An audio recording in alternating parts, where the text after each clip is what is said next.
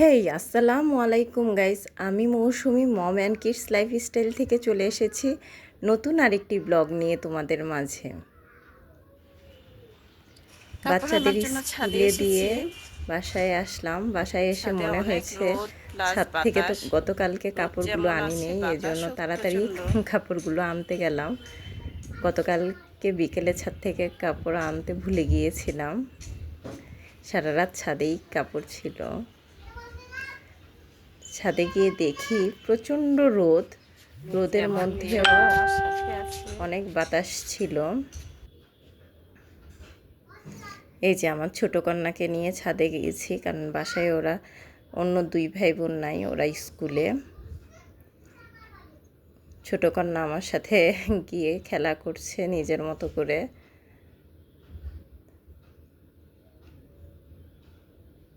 ছাদে যেমন রোদ ছিল তেমন বাতাসও ছিল, খুব বাতাস ছিল, আসতে ইচ্ছে করতেছিল না, কিন্তু ঘরে রান্নাবান্নার কাজ ছিল, এই জন্য তাড়াতাড়ি চলে আসলাম। এই যে এসে রান্না বসিয়ে দিয়েছি। এটা হচ্ছে টমেটো দিয়ে মাছ দিয়ে রান্না করব, একটু ঝোল ঝোল রেখে রান্না করব, বাচ্চারা ঝোল না হলে খেতে চায় না। এই যে হয়ে আসার পর মাছ দিয়ে দিলাম। আসলে আমি রান্নার এত ডিটেল দেখাই না, যেহেতু আমার এটা কুকিং চ্যানেল না। পাঙ্গাস মাছ বাচ্চাদের জন্য, আর অন্য মাছ হচ্ছে আমাদের জন্য। এই যে টমেটো তরকারি হচ্ছে, এর মধ্যে আমি আমার বারান্দার থেকে লেবু পাতা ছিঁড়ে নিয়ে আসলাম। এই টমেটোর তরকারিটাতে লেবু পাতা দিলে সুন্দর একটা স্মেল বের হতে থাকে। এখন আমি লেবু পাতাগুলো দিয়ে দিব।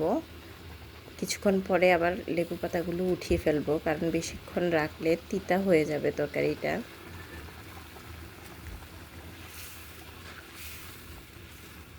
এই যেমন তরকারি প্রায় হয়ে এসেছে,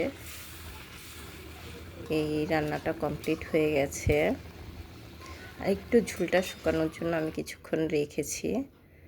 আর এখন এই যে এটা হচ্ছে কুমড়া ছিলে নিয়েছি, চাল কুমড়া বা জালি কুমড়া যেটাই বলুক না কেন, যেখানে কোথায় কি বলে আমি জানি না, আমাদের কুমিল্লার ভাষায় জালি কুমড়া বলে।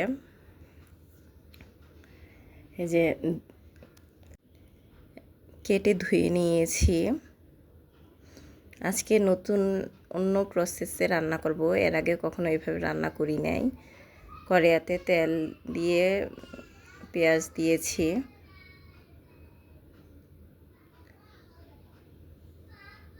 যে পেঁয়াজটা হয়ে আসলে এখানে সব মশলা, রসুন, ধনে গুঁড়ো, হলুদ, মরিচ, লবণ দিয়ে কিছুক্ষণ কষিয়ে নিচ্ছি। ভালো করে কষানো হয়ে গেলে এর মধ্যে সরিষা বাটা দিয়ে দিচ্ছি। সর্ষে বাটাটা দিয়ে দিলাম, দিয়ে ভালো করে নেড়ে চেড়ে মিক্সড করে নিচ্ছি, যাতে সর্ষে বাটাটা মশলাটার সাথে ভালো করে মিশে যায়। ভালো করে কষানোর জন্য কয়েক মিনিট ফুটিয়ে নিচ্ছি। তেলটা যখন উপরে ভেসে উঠবে তখন আমি রান্নার বাকি প্রসেস শুরু করব। এই যে একটু পানি দিয়ে দিয়েছি যাতে সর্ষেটা ভালো করে সিদ্ধ হয়।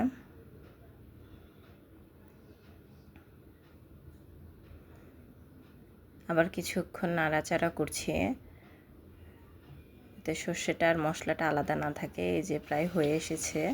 তারপর আমি চাল কুমড়ো বা জালি কুমড়াটা যে কেটে রেখেছি সেটা দিয়ে দিলাম।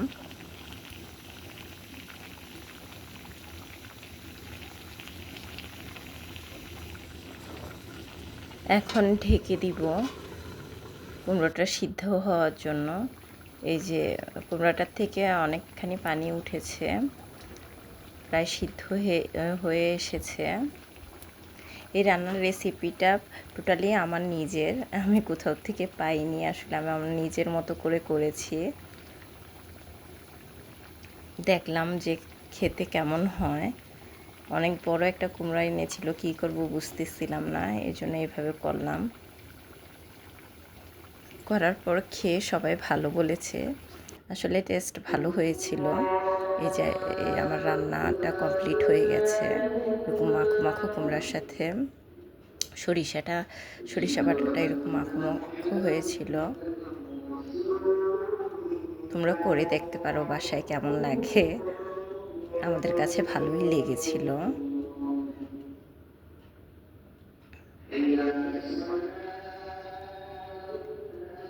কিচেনে লাইট কমের কারণে কালারটা ভালো আসেনি, কিন্তু এমনিতে ভালো ছিল। বিকেলবেলা বের হয়ে গেলাম বাচ্চাদের নিয়ে, হ্যাঁ আমার খালামকে নিয়ে। আমরা আজকে একটু শপিংয়ে যাচ্ছি, দুই বাচ্চাকে নিয়ে ঘুরতে চলে গেলাম। আজকে কিছু কেনাকাটা আছে, বিশেষ কিছু না, আমি কিনবো না, আমার খালা একটু গোল্ড কিনবে। গোল্ডের প্রাইস যেহেতু কমেছে, সবাই এখন গোল্ড কিনতে যাচ্ছে। চলে এসেছি বাইতুল মোকাররম মার্কেটে। এটা মেনলি গোল্ডেরই মার্কেট। একদম আমরা ছোটোবেলা থেকে দেখে এসেছি মানুষ এখান থেকেই গোল্ড কিনে, কিন্তু এখন তো অনেক শপিং মলে অনেক গোল্ড পাওয়া যায়, কিন্তু আমরা ছোটোবেলায় এটাতেই সবচেয়ে বেশি গোল্ড পাওয়া যেত। এই যে ঝুমকার কালেকশন, আমরা মেনলি আজকে কানের দুল নিব। আমি দেখছিলাম ঝুমকাগুলো, ঝুমকা আমার খুব পছন্দ। ঝুমকা দেখলেই আমি আজকে যাই ঝুমকা নিতে। আমার ঝুমকা এতই পছন্দ। মে মাসের শেষে না মনে নাই কোন দিন জানি ওর পরীক্ষা হুজুর বলেছে মিনাল মে মাসে পরীক্ষা। এখন গোল্ডেন মে প্রাইস মাসের শেষে না কবে যেই হারে জানি বাড়া, আমি সবার শুনেছিলাম কি পক্ষে কেনা জানি পসিবল না। আরে ও আর পরীক্ষা দিয়ে কি করবে, ওর পড়াশোনার দরকার নেই। তাই দেখছিলাম। এই ঝুমকাটা আমার খুব পছন্দ হয়েছে, ছোটোর মধ্যে রেগুলার ইউজের জন্য।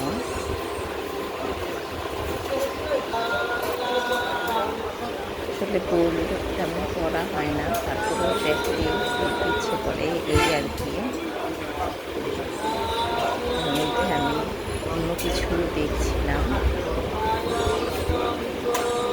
আর এই দোকান থেকেই আমরা কিনবো ফিক্স করা ছিল, এসে এই দোকানে এসেছি। কারণ এর আগেও আমার কিনেছে, তো অন্য কোনো দোকানে যাইনি, আমি এসে সরাসরি এই দোকানে এসেছি। এই দোকানটা খুব একটা বড় না, তারপরে ওদের কালেকশন খারাপ না, আছে ভালোই কালেকশন। কমলে কিনবে। সবগুলো ঝুমকা আমি দেখছিলাম।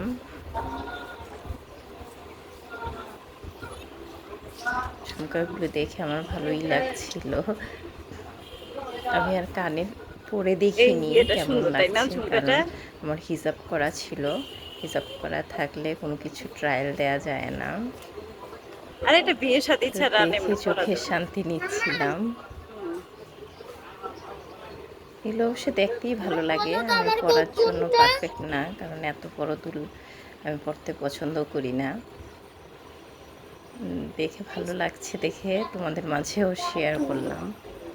আর ম্যাক্সিমাম বিবাহিত নারীরাই গোল্ড লাভার হয়ে থাকে, আবার অনেকে পছন্দ নাও করতে পারে।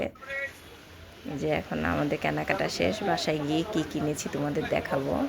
এই যে এটা হচ্ছে বাইতুল মোকাররমের নিচতলা। এটা মেনলি লাগেজ, ব্যাগ ট্যাগ, পুরো মার্কেট জুড়ে ইলেকট্রনিক্স জিনিস নিচতলাটাই এগুলোই আছে। আর কিছু ইসলামিক বইয়ের দোকান আছে, চশমা ঘড়ির দোকানও আছে। অন্য কোনো তেমন কিছু ড্রেস এই মার্কেটে পাওয়া যায় না।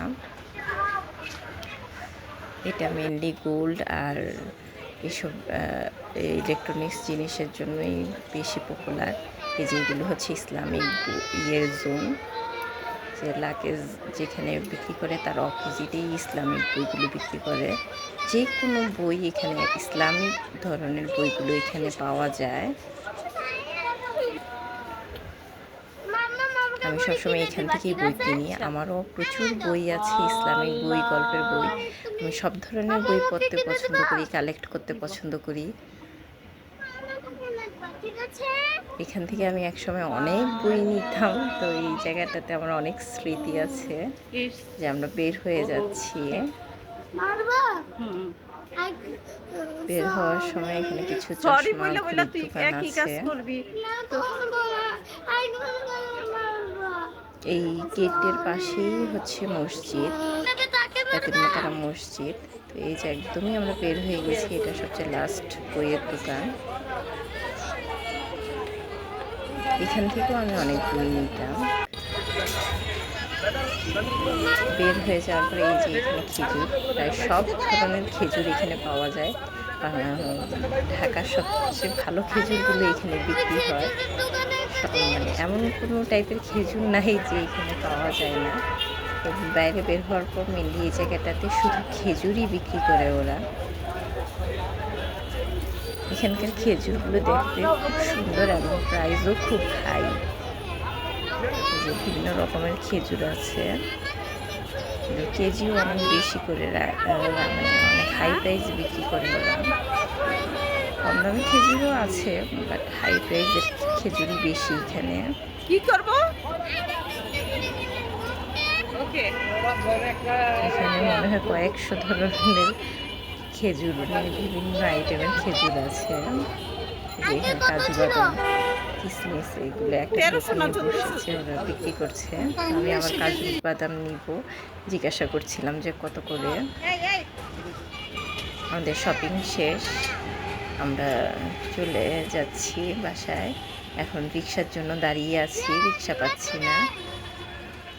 রিক্সা পাওয়াটা খুবই টাফ একটা ব্যাপার। তো দাঁড়িয়ে থাকতে থাকতে আমি টায়ার্ড হয়ে যাচ্ছি। বাচ্চারাও খুব দুষ্টুমি করতেছে, রাস্তার মধ্যে এদিক সেদিক চলে যাচ্ছে। দাঁড়িয়ে থাকতে থাকতে দেখলাম এই যে ঝালমুড়ি বিক্রি করতেছে। ভাবলাম রিক্সা পাচ্ছি না, দাঁড়িয়ে আছি, ঝালমুড়ি খাই। আর এর মধ্যে রিক্সা দেখতে থাকি। মামাকে বললাম যে মামা ঝালমুড়ি দেন। আমার ঝালমুড়ি বানিয়ে দিচ্ছে। চলে গেছে। স্ট্রিট ফুড যদিও ভালো না, তারপরেও আমি স্ট্রিট ফুড খেতে পছন্দ করি, খুবই পছন্দ করি। যে আমরা অলরেডি রিক্সা পেয়ে গেছি, এখন সিগন্যালে বসে আছি, ট্রেন যাচ্ছে। সিগন্যালে ওয়েট করছি কখন ট্রেন যাওয়া শেষ হবে আর আমরা যেতে পারবো।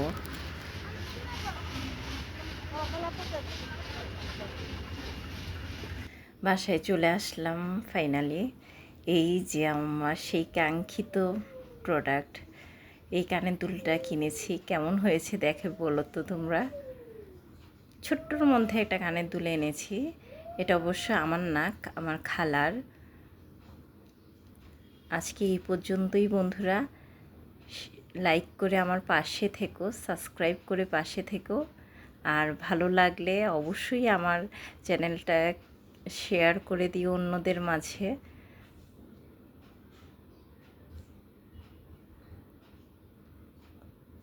ভালো থেকো তোমরা।